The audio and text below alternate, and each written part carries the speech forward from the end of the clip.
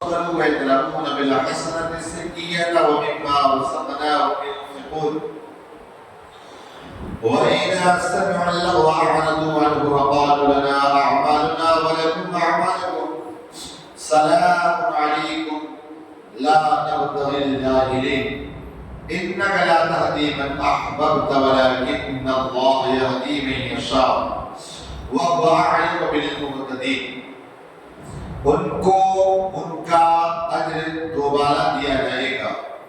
بدلہ ان کے صبر کا، اور وہ برائی سے برائی کو ٹالتے ہیں اور ہمارے دیے سے کچھ راہ میں خرچ کرتے ہیں، اور جب بیہودہ بات سنتے ہیں اس سے تغافل کرتے ہیں اور کہتے ہیں ہمارے لیے ہمارے اعمال اور تمہارے لیے تمہارے اعمال، بس تم پر سلام،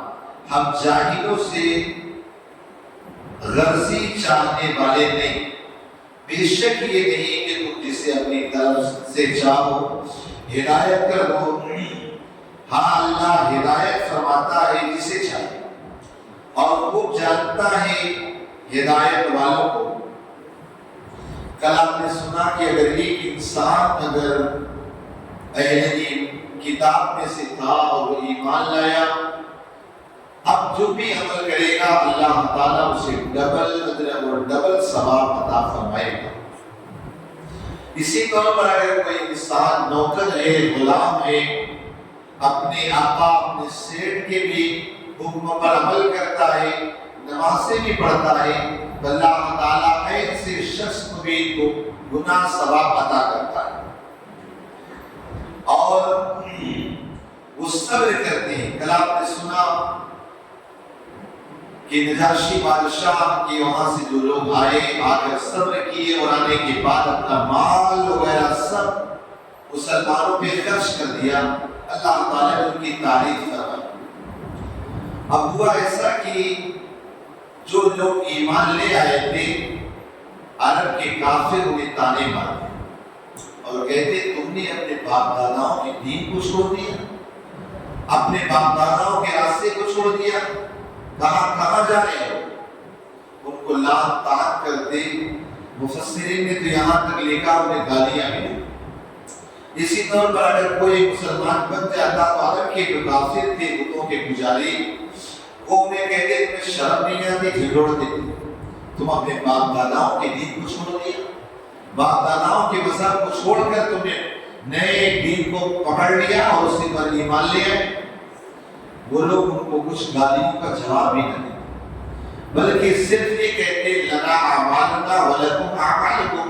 ہمارا معاملہ ہمارے لیے ہے، تمہارے کام تمہارے لیے، اللہ کے آپ کو اپنا جواب دینا، ہمیں اپنا جواب دینا ہے۔ اگر ہم دین کے معاملے میں غلط ہیں تو ہم اپنے لیے آپ کیوں پریشان؟ کبھی ان سے لڑائی اور جھگڑے نہیں، کبھی ان سے لڑنا نہیں، جھگڑنا نہیں، کچھ نہیں، بس یہ کہہ دیتے۔ اور ویسے بھی اگر کوئی جاہل ملے تو قرآن نے یہ کہا وَإِذَا خَاطَبَهُمُ الْجَاهِلُونَ قَالُوا سَلَامًا، کہا جب اس قسم کے جاہل آپ سے ملے گا تو سلام کو اپنا راستہ پکڑو۔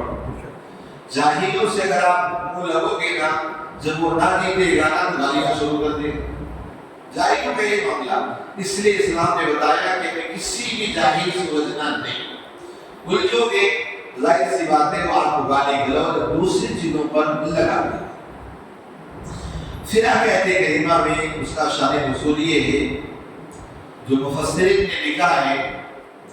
کہ آقا کریم صلی اللہ علیہ وسلم کے چچا جناب ابو طالب کا وصال کا وقت قریب آیا۔ حضرت محمد عربی صلی اللہ علیہ وسلم کے چچا جو جناب ابو طالب تھے، انہوں نے آقا کے ساتھ بڑی شفقتیں، آقا علیہ السلام کے ساتھ اتنی شفقتیں فرمائی کہ اگر وہ ایمان لے آتے تو سارے چچاؤں میں اگر کسی کا بلند مرتبہ ہوتا وہ جناب ابو طالب کا ہوتا۔ جناب ابو طالب نے بہت زیادہ آقا علیہ السلام کے ساتھ بھلائیاں کی، شیخ ابی طالب میں قید رہے، ساری چیزیں رہی۔ تو جب ان کے وصال کا وقت قریب آیا، آقا علیہ السلام نے آ کر کان میں یہ بات کہی، کہا چچا ابھی کلمہ پڑھ لے تاکہ میں رب کے یہاں گواہ ہو، میرے لیکن عرب کے لوگوں کا معاملہ یہ تھا، وہ لوگ اپنے باپ اور وعدے کے بڑے پکے، ظاہر سی بات اگر وہ ایمان لے آتے تو انہیں جو ان کے ساتھی تھے رشتے دار تو ستانے مارتے کہ بھتیجے کا کلمہ پڑھ لیا، بھتیجے کے دین کو قبول کر لیا، تو نے اپنے باپ داداؤں کے مذہب کو چھوڑ دیا۔ تو جناب ابو طالب تعامل کی وجہ سے وہ ایمان نہ لائے۔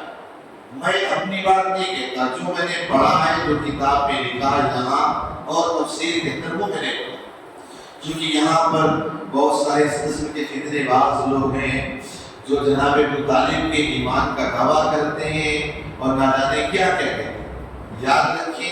اہل سنت والجماعت کا علماء جمہور کا موقف یہ، ہم خاموش ہیں، ہم کی ایمان اور کہ ایمان کے بارے میں بھی پڑھی نہیں، لیکن جو یہاں لکھا وہ میں آپ کو بتا دے رہا ہوں کہ انہوں نے یہ کہا، اور حضرت رضی اللہ تعالیٰ نے بھی یہ لکھا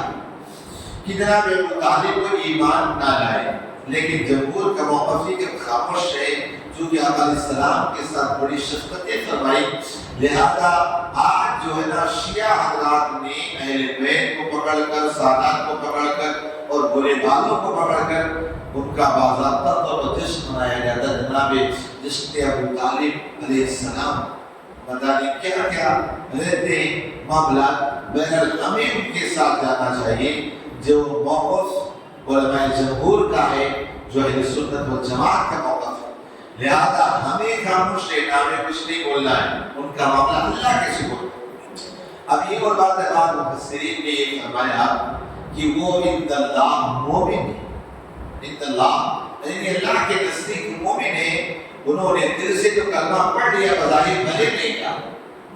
تو اس میں اختلافات تو ہیں، لیکن زیادہ تر جو اس بات کی طرف ایمان نہیں ہے، لیکن ہمارا موقف یہ کہ ہم کچھ نہیں کہتے، یس نو، اللہ کے سپرد اللہ۔ تو اس آیت کریمہ کے شان نزول صاف لکھا ہے کہ ہے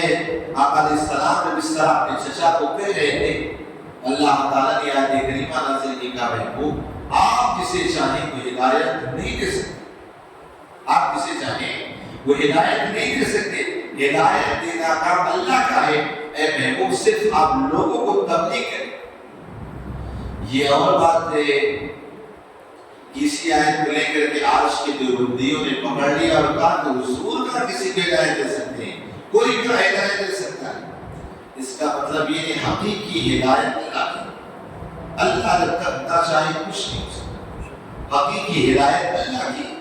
لہذا ہمیں یہ کوئی نہیں۔ ورنہ تو آپ دیکھیں غوث اعظم نے نہ جانے کتنے ڈاکو کافروں کو ایمان کی دولت سے نصیب کر دیا،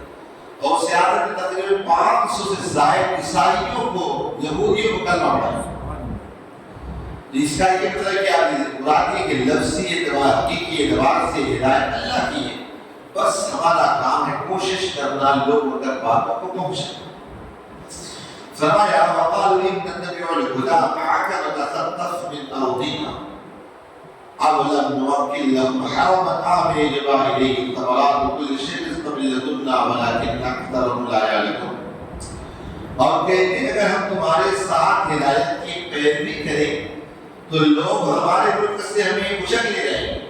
کیا ہم نے انہیں نہ جگہ دی امان والی حرم میں جس کی طرف ہر چیز کے پھل لائے جاتے ہمارے پاس کی روزی، لیکن ان میں سے اکثر کو علم نہیں۔ یعنی ظاہر سی بات ہے آقا علیہ السلام تسلیم نے اعلان نبوت فرمایا اور ان کی اتباع کرنا چاہیے تھی، لیکن لوگوں نے، بہت سارے لوگوں نے اتباع پیروی اور بات نہ مانی، بلکہ انہیں ڈر تھا کہ حضور اگر حضور پر ایمان لائے تو یہ ہم بادشاہ بن جائیں گے، غریب بن جائیں گے۔ جیسے آپ کو بتایا نا، عرب کے بڑے بڑے کافر آئے، جب دیکھا کہ 3 بدن اسلام پھیل رہا ہے تو آ کے کہنے لگے محمد ایک بار بتاؤ اگر آپ کو دولت چاہیے تو دولت کے باپ بنا۔ کہا اگر ایسا ہونا آپ کو بادشاہ بننا تو ہم آپ کو بادشاہ مان لیں، اور اگر آپ کے دماغ کا کچھ پرابلم ہے تو اس کا علاج کروا دیں، اگر آپ کو کوئی خوبصورت لڑکی چاہیے تو آپ اس لڑکی سے بتاؤ اس کی شادی آپ سے کرا دیں۔ کہا اگر ایسا نہیں ہے تو آپ کا جو پرابلم ہے آپ بولیں، یا تو آپ ایسا کریں آپ ہمارے خدا کو پوجیں، ہم آپ کے خدا کو پوجیں، آپ ہمارے خدا کو پوجیں، ہم آپ کے خدا کو پوجیں، لیکن آپ ہمارے خداؤں کو برا بھلا نہ کریں۔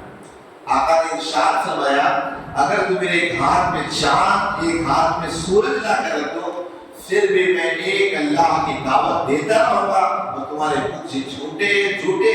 لہذا میں کبھی بھی اور رہ گئی یہ بات کہا تمہارے خدا تو نہ کوئی نفع دے سکتے نہ نقصان اور میرا خدا وہ ہے جس کے اشارے کے بغیر دنیا بھی ہل نہیں سکتی لہذا ہر نفع نقصان اللہ کی طرف سے۔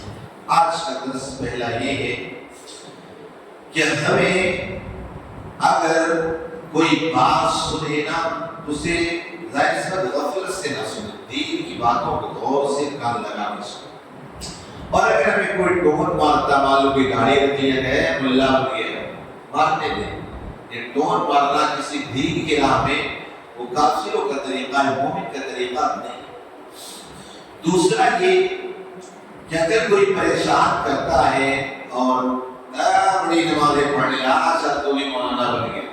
یا کوئی ایسے معاملات ہیں تو کہ بھائی آپ کے معاملات آپ کے ساتھ میرے معاملات میرے ساتھ، میری خبر میں مجھے جانا ہے تیری خبر میں تجھے جانا ہے، اور صرف فرمایا اس سے سلام کرو اپنا راستہ نکلنا، یعنی کسی جاہل سے الجھنے کے لیے مسئلہ اسلام نے نہیں کہا۔ پھر فرمایا حقیقی ہدایت اللہ کی طرف سے، کوئی بھی انسان چاہے ہدایت نہیں دے سکتا، بس اس کا کام ہے پہنچانا، ہدایت کے لیے اللہ کی طرف سے اس کا دل پھر جائے۔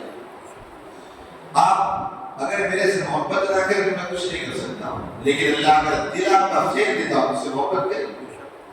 تو یہ دل کا کنٹرول اللہ کے کام۔ اللہ تعالیٰ کب کس کی طرف پھرا دے، کب کوئی کافر ایمان لے آئے، کیا ہو اللہ پاک کے نصیب سے عمل کی توفیق عطا فرمائے۔ اللهم صل على سيدنا محمد وسلم صلوا عليه الصلاة والسلام عليك سيدي يا رسول الله صلى الله عليه وسلم اللهم ارزقنا علما نافعا وقلبا خاشعا ورزقا حلالا